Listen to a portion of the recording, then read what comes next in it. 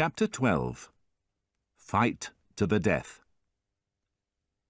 During the night, the 37 remaining rebels strengthened the main barricade and made more bullets. The ground floor of the wine shop became a hospital for the wounded, and the bodies of the dead were taken to an alley near the smaller of the two barricades. 4 of the dead people were National Guards, and their uniforms were removed. After a long discussion with his friends, Enjolras decided that the married men, there were 5 of them, had to leave. "It's your duty not to die," he told them. "You must return to your families."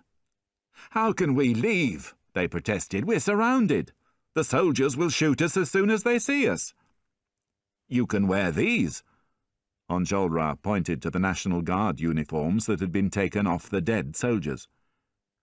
"But there are only 4, Marius observed.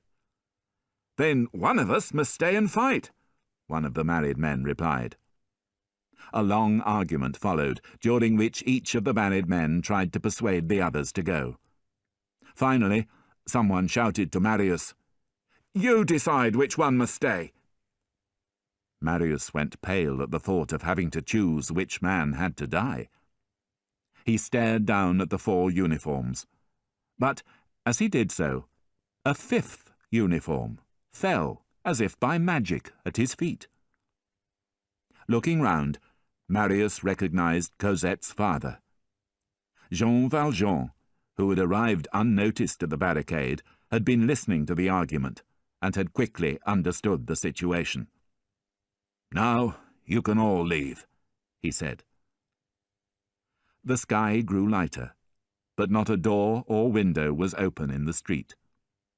The barricade was stronger than it had been for the first assault, and the rebels were at their positions, guns loaded and ready for action. They did not have long to wait. Sounds of chains and of heavy wheels moving along the stone streets could be heard, and then soldiers came into view at the end of the street, pulling a large cannon. The rebels fired their guns, but when the smoke had cleared, they saw the soldiers unharmed, steadily aiming the cannon at the barricade. Moments later, an officer shouted a command, and the cannon roared into action. The cannonball crashed into the bottom of the barricade with a loud explosion, but did little damage. The rebels clapped and cheered.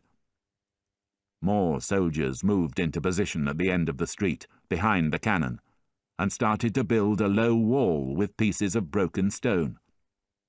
At the same time, the leader of the gun crew adjusted the aim of the cannon. "Heads down!" Enjolras shouted.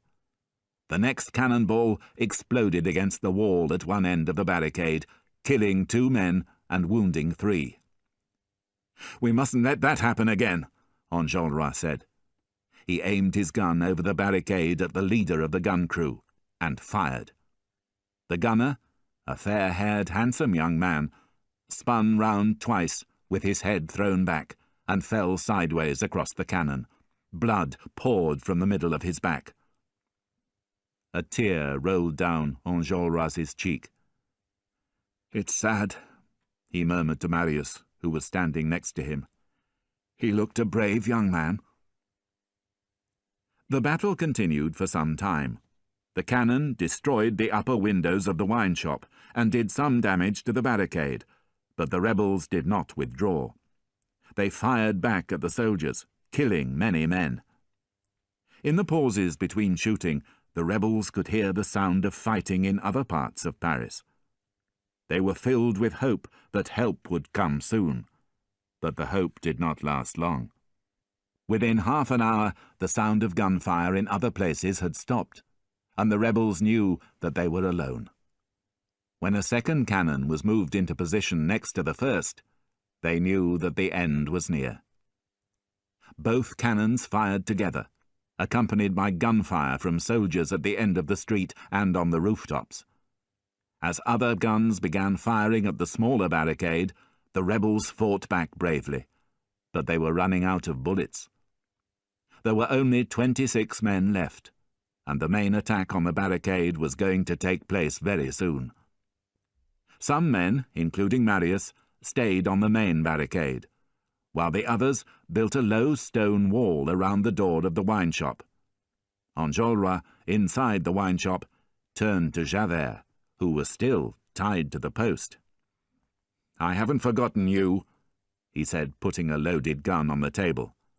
"The last man to leave this place will blow your brains out." At this point, Jean Valjean spoke to Enjolras. "You're the leader, aren't you? Can I ask you for a favor?" "You saved a man's life by giving him your uniform. You deserve some reward. What do you want?" "Let me kill this man." "That's fair," Enjolras decided, when nobody objected. "You can have your spy." At the same moment, there was the sound of a drum, followed by a loud roar. "They're coming!" cried Marius from the top of the barricade. The rebels rushed to their positions, leaving Valjean alone with Javert inside the wine shop. Valjean untied the rope around Javert's feet, and taking him by the belt of his coat, led him outside. Only Marius, looking over his shoulder, saw them cross the stronghold towards the smaller barricade. Valjean, his gun in one hand, pulled Javert behind him over the barricade and into a narrow alley where the corner of a house hid them from view.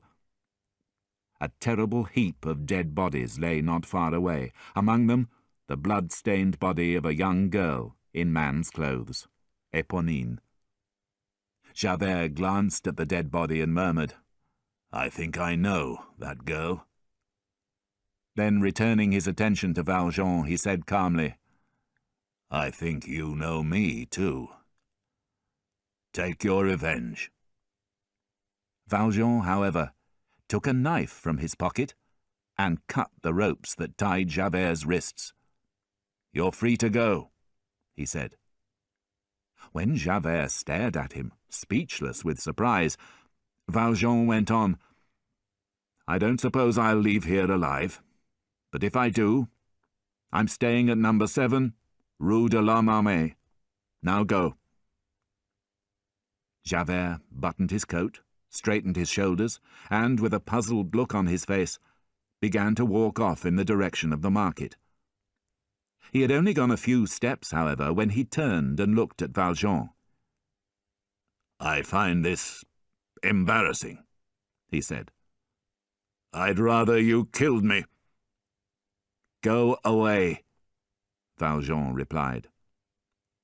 Javert walked away slowly, and Valjean, waiting for him to turn a corner, fired his gun into the air and returned to the stronghold.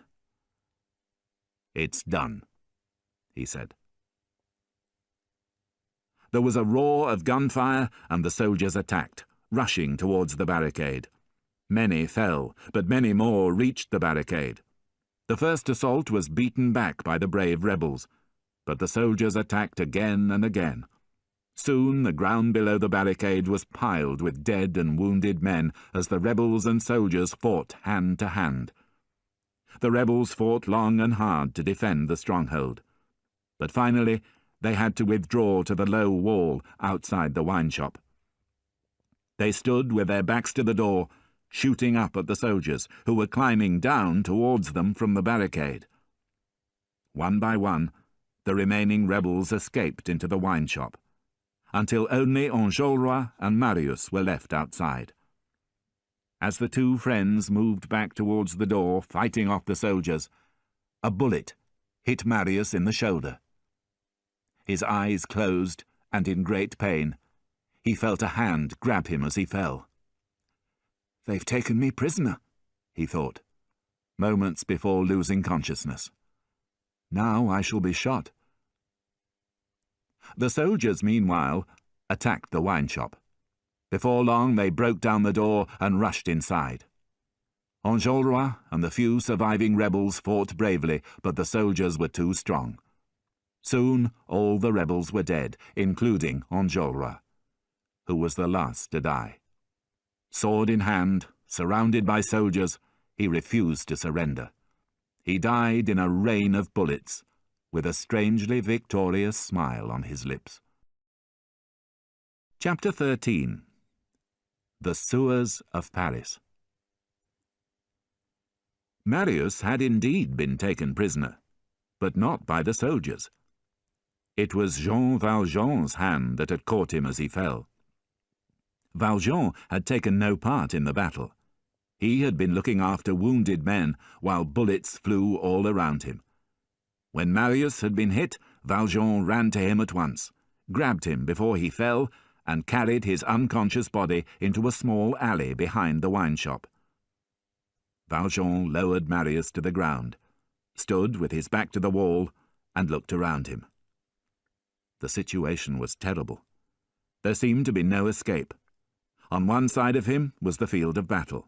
On the other side was the low barricade, behind which hundreds of soldiers waited for rebels trying to escape. Both ways meant certain death. It was a situation that only a bird could have escaped from. Valjean looked desperately around him, at the house opposite, the barricade, the ground. And then he had a sudden idea.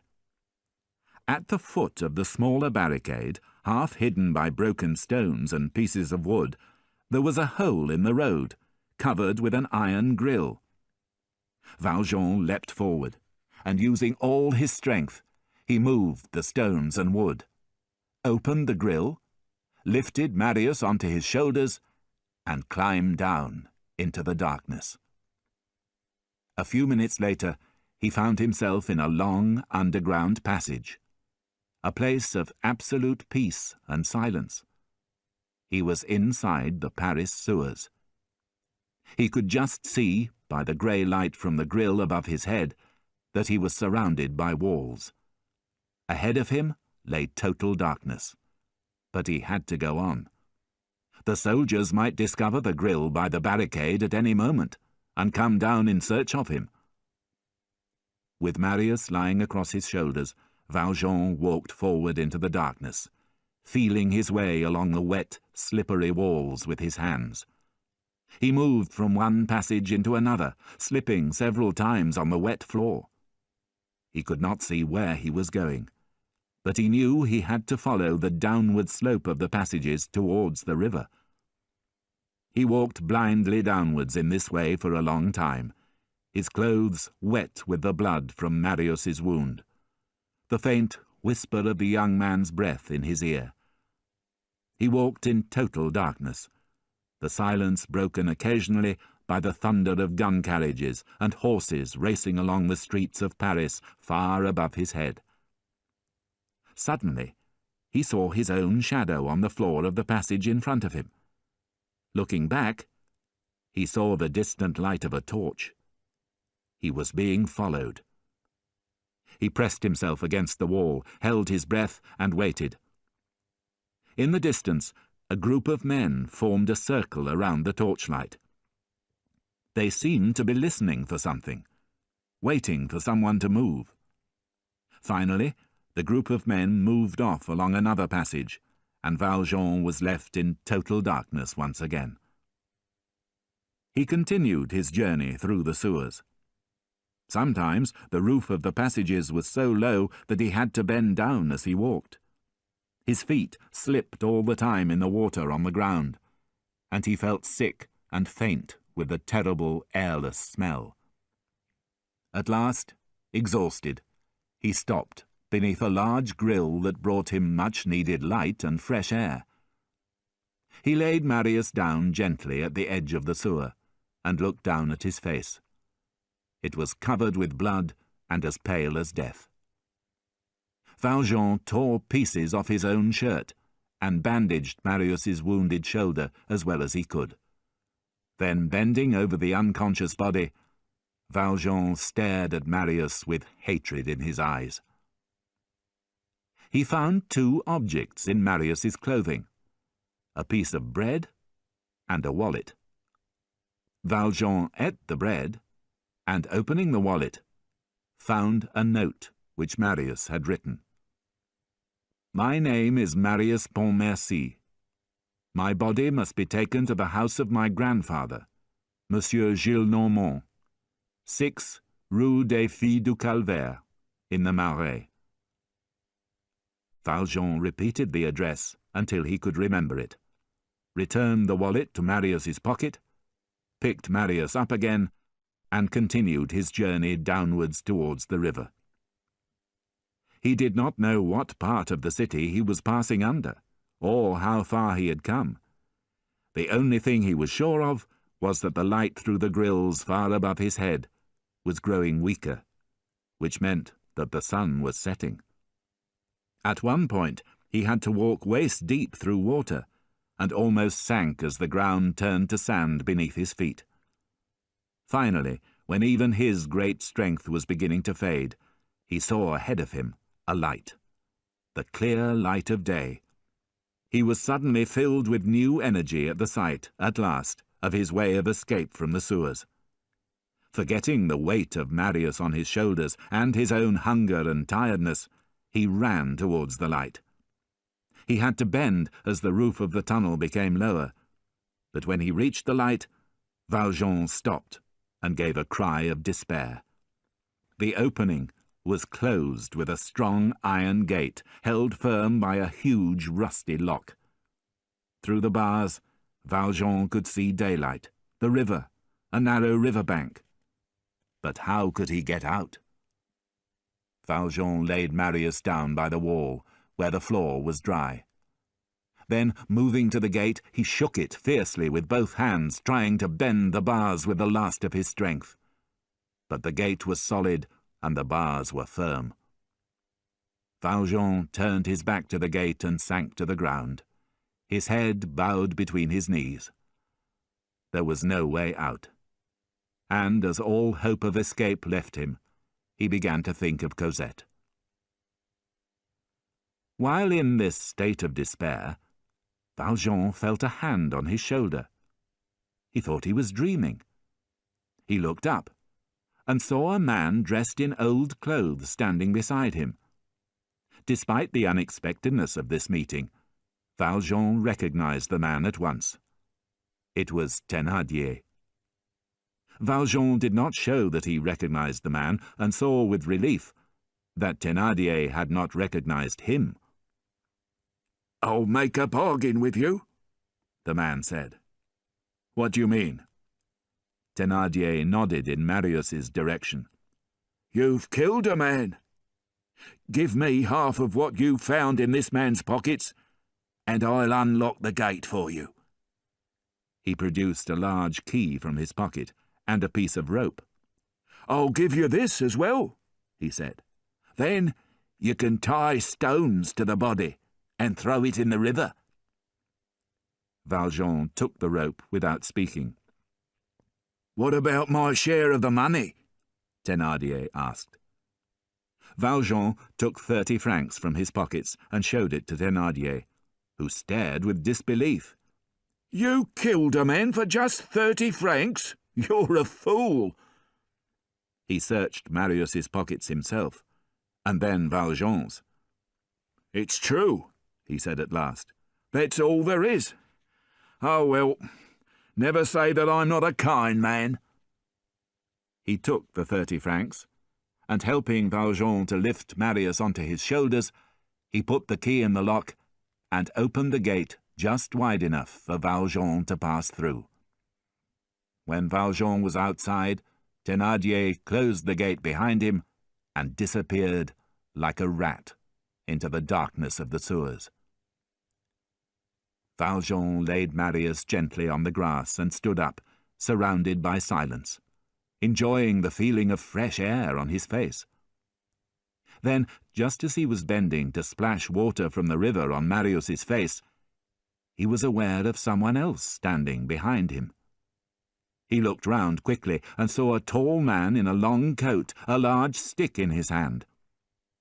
Although the man's face was hidden in shadow, Valjean recognized him as Inspector Javert.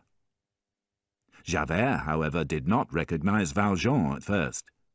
He had been more interested in catching Thénardier, who had escaped from prison and was known to be in the area. "Who are you?" he asked. Valjean told him his name and stood without moving as Javert approached and stared into his eyes. "Inspector Javert," Valjean said quietly, "I beg you to do me one favor. I promise not to try and escape. I gave you my address this morning, if you remember, so you would know where to find me anyway." Javert did not seem to hear. He stared into Valjean's eyes for a long time, then, stepping back with a look of confusion in his eyes, asked dreamily, "What are you doing here? Who is this man?" "Will you help me to take him home?" Valjean said. "He's badly injured." Javert looked unhappy, but he did not refuse. Bending down, he took a handkerchief from his pocket, wet it in the river, and bathed Marius's blood-stained forehead. Then he felt Marius's wrist. "He's dead," he said. "No, not yet," Valjean replied, feeling in Marius's jacket for the wallet. "Look," he said, showing Javert the note with Marius's grandfather's address. "That's where we need to take him." Javert shouted to the driver, who was waiting for him to bring his carriage close to the river. With Marius in the back seat, Valjean and Javert side by side in the front, the carriage drove off quickly through the dark and strangely empty streets of Paris. When they arrived at Monsieur Gillenormand's house, a servant answered the door. "Does Monsieur Gillenormand live here?" Javert asked. "Yes. What do you want?" "We're bringing back his grandson. He's dead. Go and wake his grandfather. We're bringing him in." Javert, Valjean, and the driver carried Marius into the house and laid him gently on a sofa in Monsieur Gillenormand's sitting room. While one servant ran to find a doctor and another looked for clean sheets, Valjean felt Javert's hand on his arm.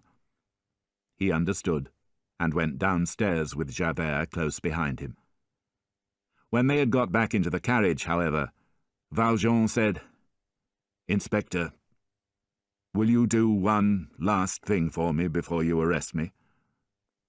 "What is it?" Javert replied impatiently. "Let me go home for a minute. After that, you can do whatever you want with me." Javert was silent for some moments, his chin sunk in the collar of his overcoat. Then he pulled down the window in front of him. "Number 7, Rue de l'Homme Armé," he told the driver. Neither man spoke during the journey. At the end of the Rue de l'Homme Armé, which was too narrow for the carriage to enter, Javert paid the driver and accompanied Valjean to his front door on foot. "Go in," said Javert with a strange, distant look in his eyes. "I'll wait for you here." Valjean went into his house and called, "It's me!"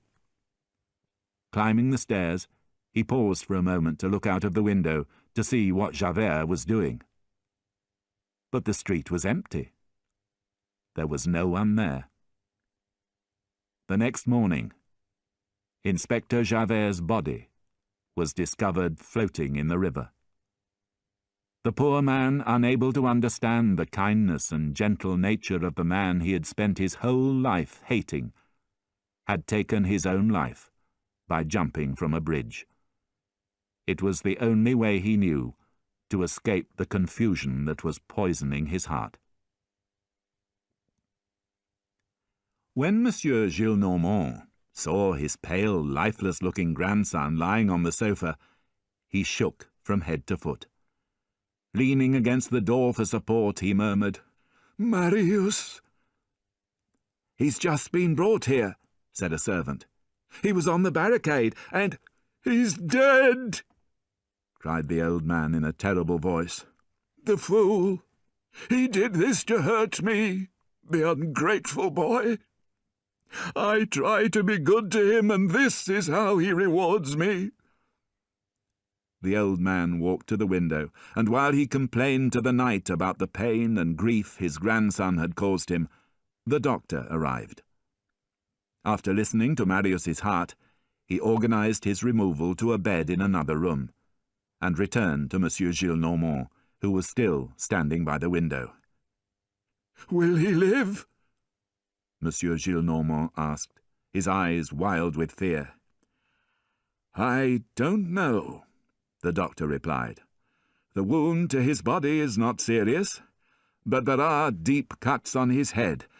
It's difficult to say." Monsieur Gillenormand went to Marius's bedside. "You heartless boy," he said angrily.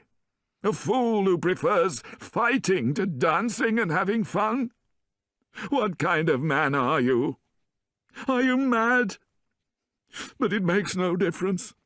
I too shall die. That makes you a murderer, a cold-hearted killer. I cannot feel grief for you." At that moment, Marius's eyes slowly opened, and his gaze rested upon Monsieur Gillenormand. "Marius!" the old man cried. "Marius! My child! Grandson! You're alive after all!" Chapter 14. The Wedding.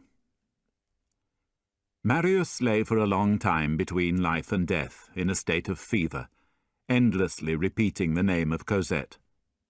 He mustn't get excited, the doctor warned.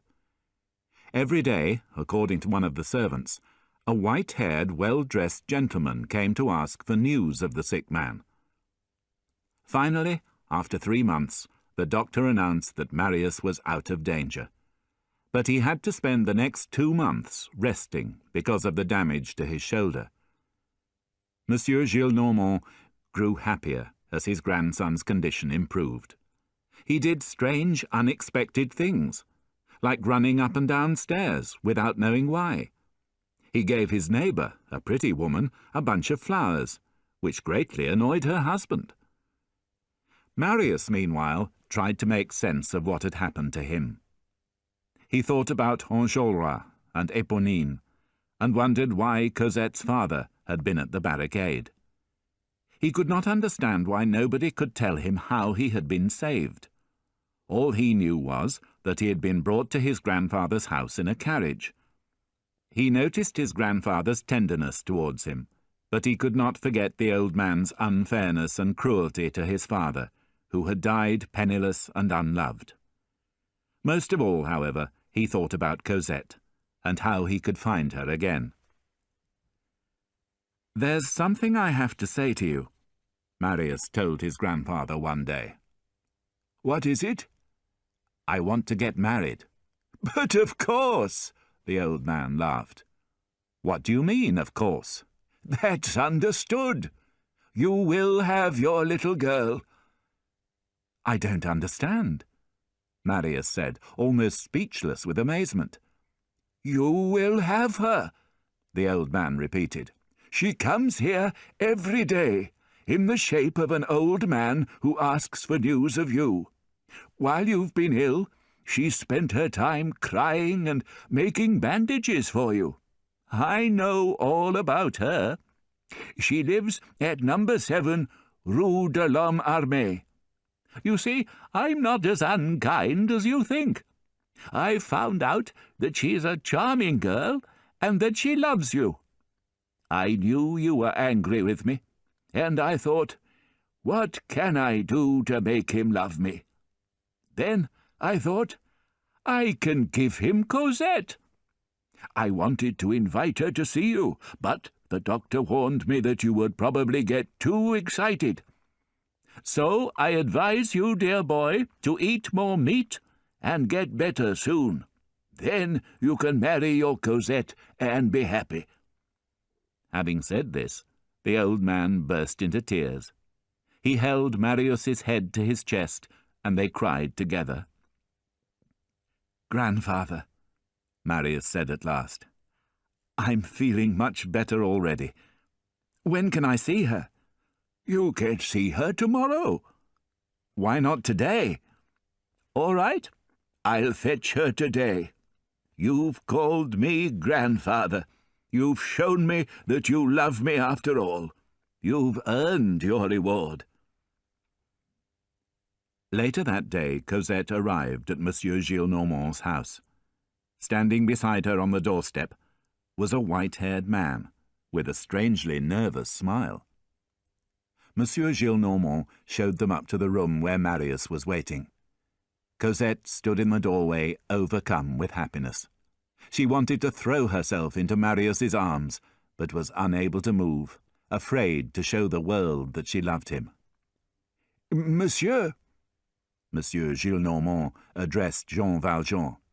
I have the honor, on behalf of my grandson, Marius Pontmercy, to ask for your daughter's hand in marriage. Jean Valjean bowed. Good. Then that is agreed, Monsieur Gillenormand said, and turning to Marius and Cosette, he added, My children, you are free to love one another. When they were alone together, Cosette and Marius kissed. Is it really you? Cosette murmured at last. I can't believe it. I'm so happy to see you. I was so excited today that I haven't even dressed up for you. I must look terrible. But why don't you say something? Why are you letting me do all the talking? Do you still love me? Oh, I'm so wild with happiness. My love, Marius whispered. The wedding was arranged for February the following year. Jean Valjean arranged everything. Having been a mayor, he knew how to solve an awkward problem, the question of Cosette's real family. He told everybody that he was not her father, but her guardian. He also invented a dead family for Cosette, so that everybody believed she was an orphan. Valjean, as her guardian, gave Cosette a large amount of money, 500,000 francs, but did not tell her that the money was his. He told her that the money came from a man who preferred to remain unknown. It was arranged that the couple, who could not believe their sudden new-found happiness, would live with Monsieur Gillenormand after the wedding. Cosette, accompanied by Jean Valjean, visited Marius every day. Marius did not speak much to Valjean. Despite enjoying an occasional conversation with him, he found something strange about the old man. He could not believe that this was the same man he had seen at the barricade all those months ago. It seemed like a bad dream to him. But there were more important things for Marius to think about. Apart from preparing for his wedding, there were two people that he wanted to find. First, there was Thénardier. He was, without doubt, a bad man, but Marius had promised his father to find him and help him. He employed agents to find Thénardier, but without success. The only thing they discovered was that Madame Thénardier had died, and that her husband had escaped from prison and disappeared with his surviving daughter, Azelma. Second, there was the mysterious stranger who had saved his life. Marius's attempts to find him also ended in failure, and the true story of his escape from the barricade remained a complete mystery to him. One evening, when Marius was talking to Cosette and Jean Valjean about the mystery and his unsuccessful attempts to solve it, he became angry with Cosette's guardian's lack of interest in his story. "The man was a hero," Marius said. "Do you realize, monsieur, how brave this man was? He rescued me from the field of battle and carried me through the sewers of Paris.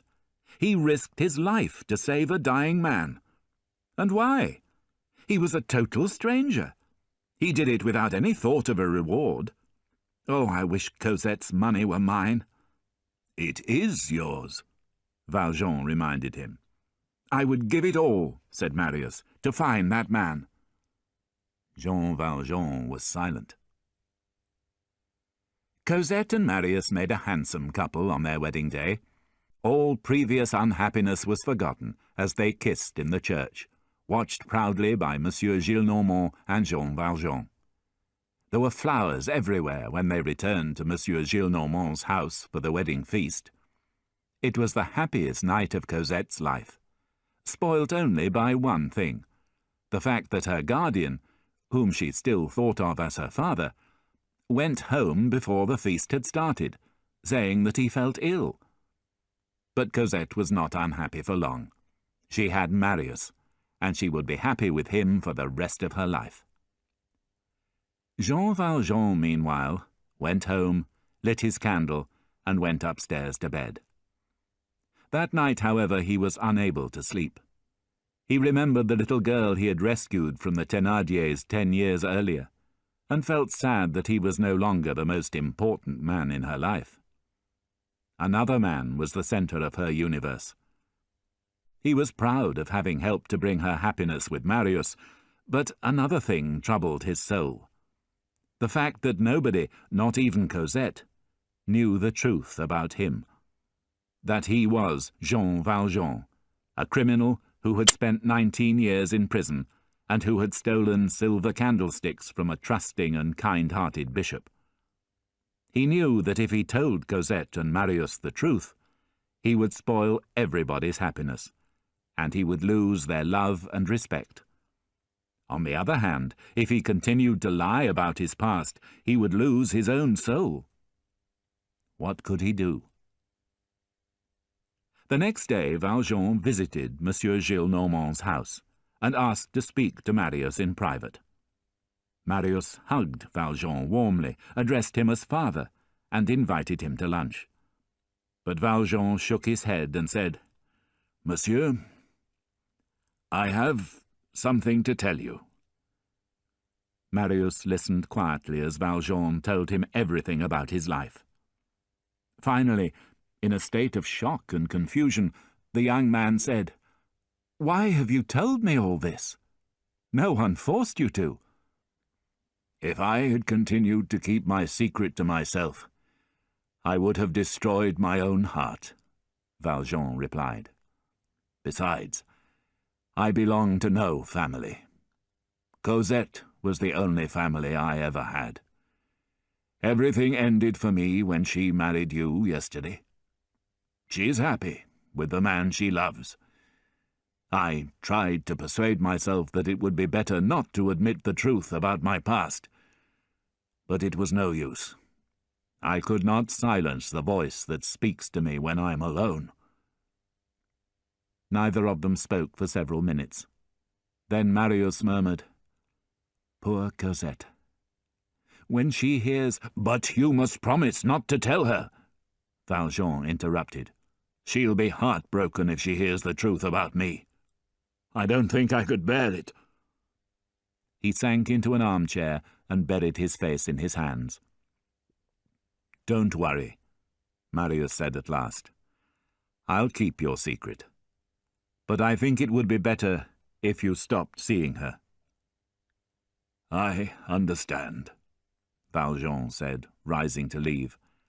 But at the door he half turned and said, "Monsieur, if you will permit me, I would like to come and see her.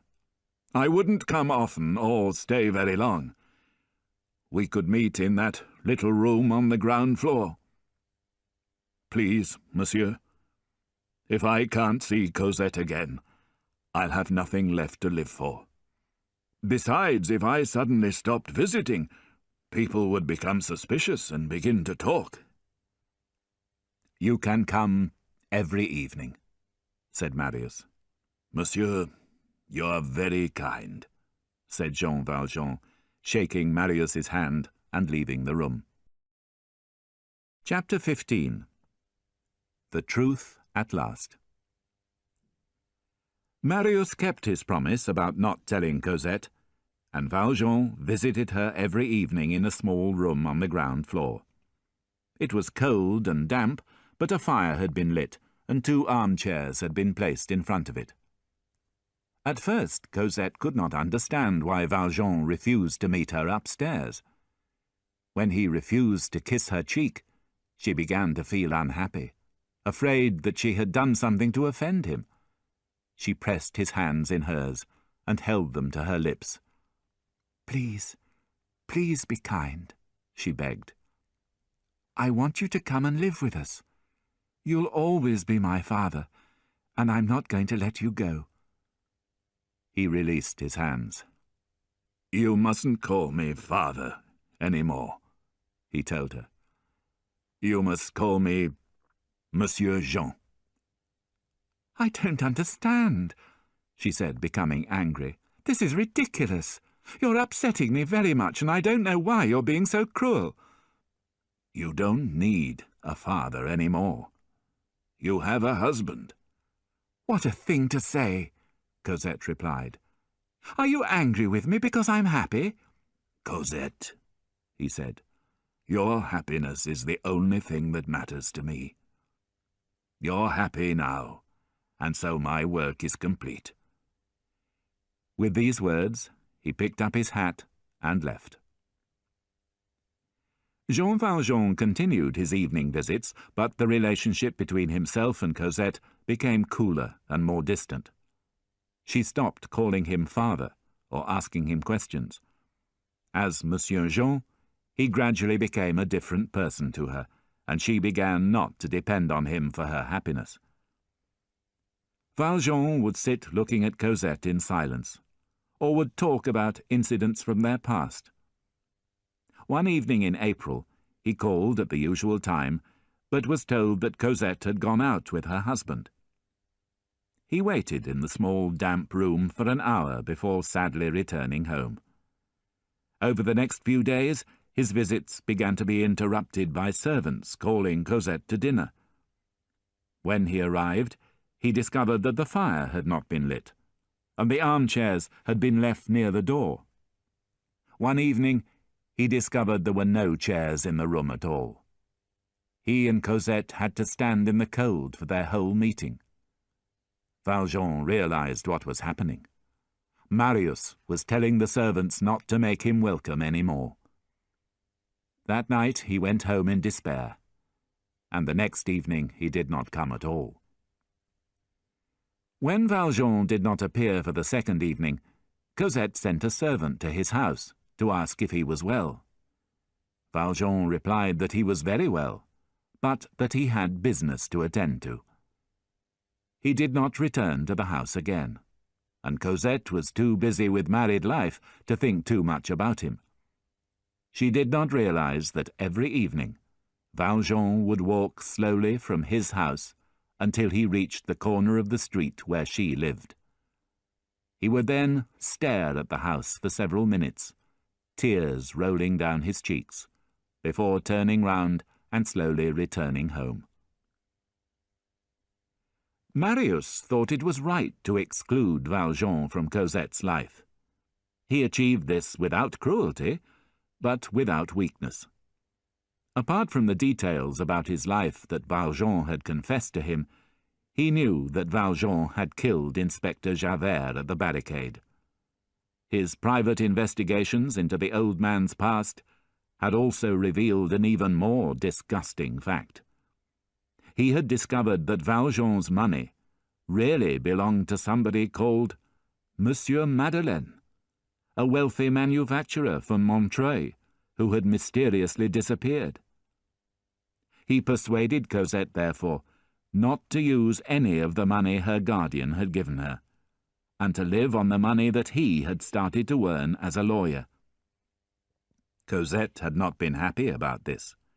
She could not understand why her father, as she still thought of Valjean, had stopped visiting her. She still loved him in her heart, but she loved her husband even more, and she gradually became used to not depending on the old man for her happiness. One evening a servant brought Marius a letter saying, "The writer is waiting in the hall." The smell of tobacco and the handwriting on the envelope was so familiar that Marius immediately thought of the Jondrettes. He read the letter quickly. It was signed Thénard, and was asking for money. Marius could not believe his luck. He had tried without success to find the man who had saved his father's life at Waterloo, and now the man had come to him. He immediately asked the servant to show the man in. However, Marius had a shock when he saw the man. He did not recognize him at all. He was an old man, with a big nose, glasses, and neat grey hair. He was wearing smart black clothes, and a gold watch chain hung from his jacket pocket. "What do you want?" Marius asked coldly as the stranger bowed to him. The stranger explained in great detail how he used to work for the government in foreign countries, and that now he was retired, he wanted to move to South America with his wife and daughter. Unfortunately, it was a long journey, and he needed money. "What has that to do with me?" "Has Monsieur Pontmercy not read my letter?" Marius had only read the letter quickly and could not remember the details, so he said, "Go on." "I have a secret to tell you, Monsieur Pontmercy," the stranger said. "I'll tell you the first part for nothing. I think you'll be interested." "Well?" "The man you think is your wife's guardian is a murderer and a thief. His name is Jean Valjean." "I know that." "Did you know that he spent 19 years in prison?" "I know that too." The stranger narrowed his eyes, trying to hide his disappointment and anger at Marius's calmness. Then he gave a strange smile. "I have more information to tell you. It concerns money that belongs to your wife.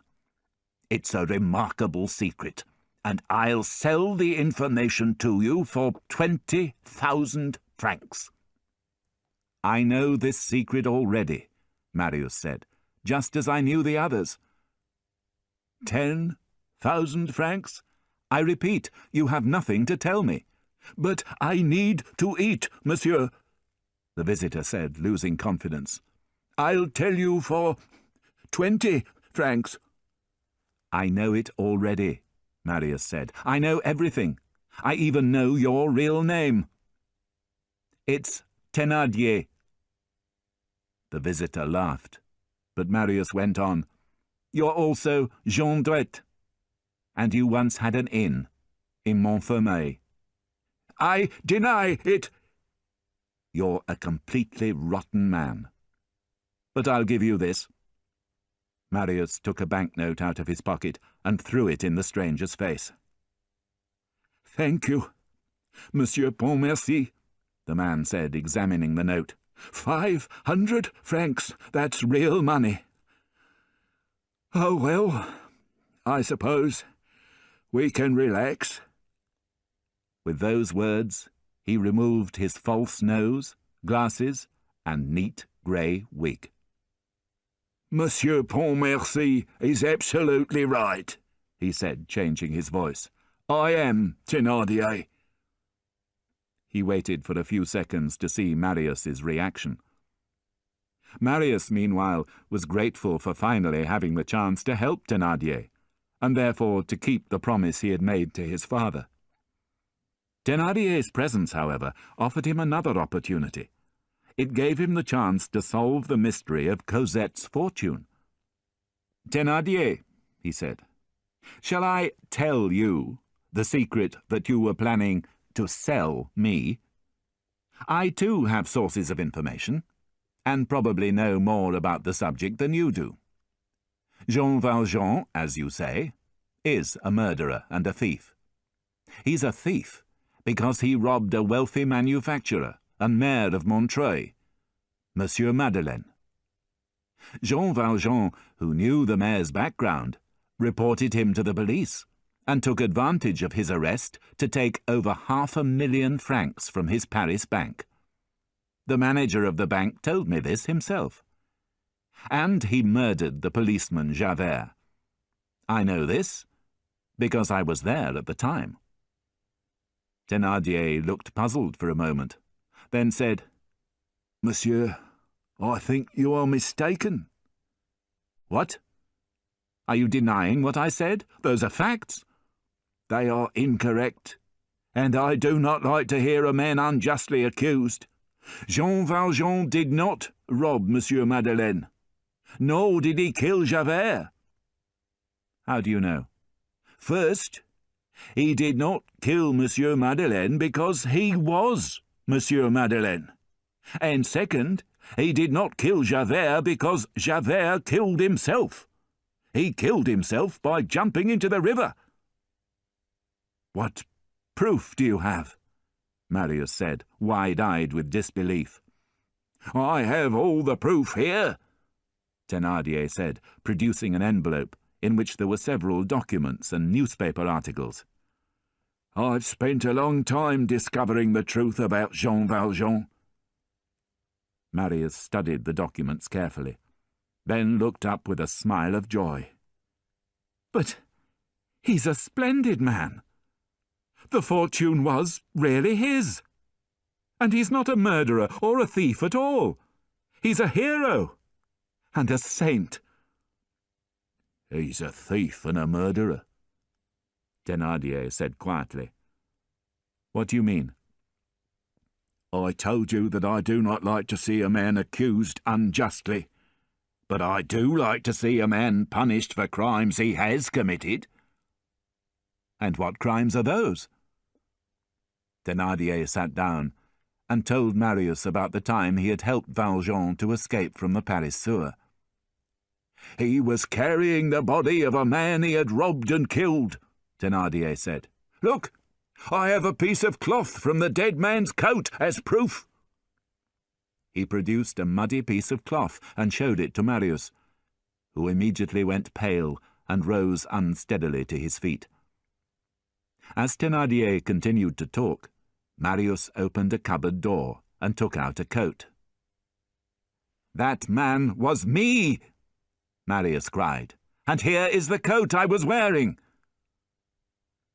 Thénardier stared at the coat and the cloth in his hands, speechless with fear.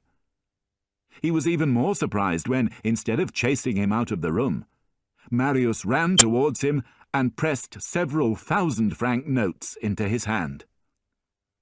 "You're a terrible man," Marius said, "a thief and a liar. You came here to destroy a man, but you have done the opposite.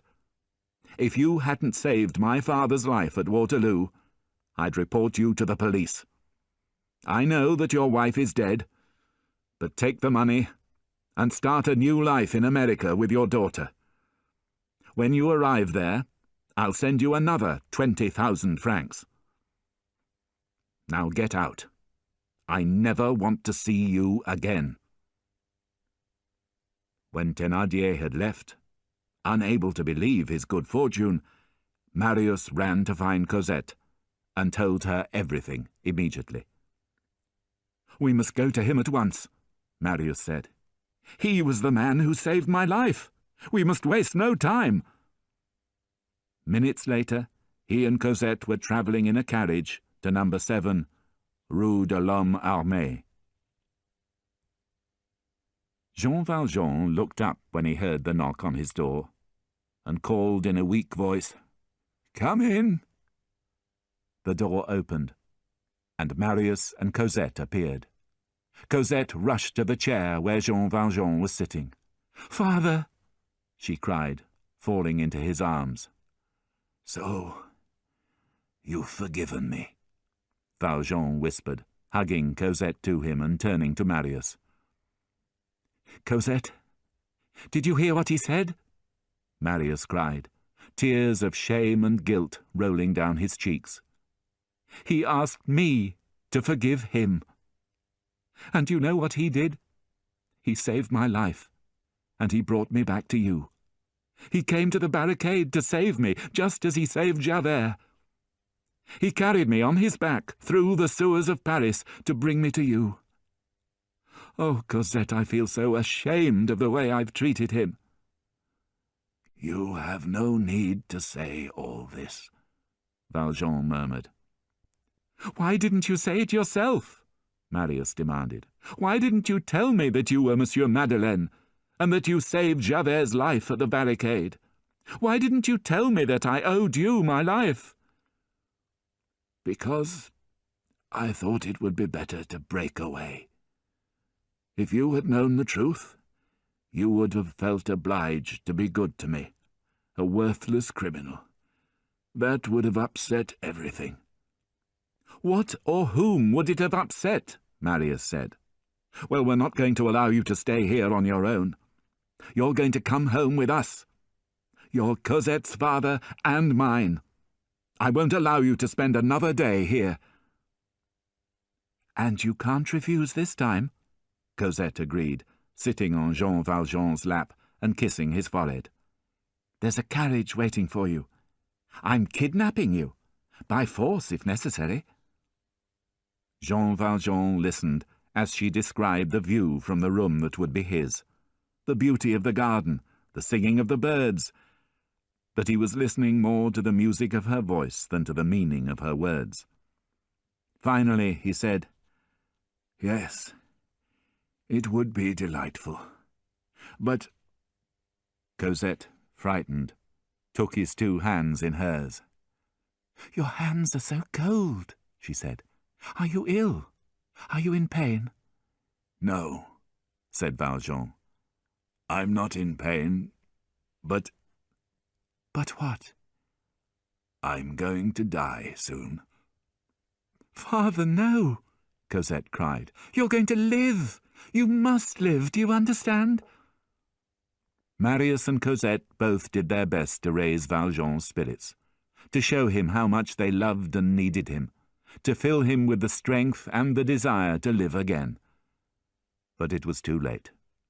Valjean smiled, his eyes shining with love and happiness, but he was beginning to lose strength. To die is nothing, he murmured. But it is terrible not to live. Then, taking Cosette's sleeve and pressing it to his lips, he said, Come close to me, both of you. I love you dearly. How sweet it is to die like this. And you love me too, dear Cosette. You'll feel some grief for me, but not too much. I want you to have no great sorrows. You must enjoy life, my children. I'm leaving the 2 candlesticks by the bed to Cosette. They're made of silver, but to me they're pure gold. I don't know whether the person who gave them to me is pleased as he looks down on me from above. I've done my best. You mustn't forget, my children, that despite my money, I am one of the poor. As he spoke, Valjean's breathing became more painful, and he had difficulty moving his arms. But as the weakness of his body increased, his spirit grew in strength. The light of an unknown world was shining brightly in his eyes. Now, Cosette, he breathed softly, the time has come for me to tell you your mother's name. It was Fantine. You must not forget it. Your mother loved you greatly, and she suffered greatly. She was as rich in sorrow as you are in happiness. That is how God balances things out. He watches us all from above, and knows what he is doing among his splendid stars.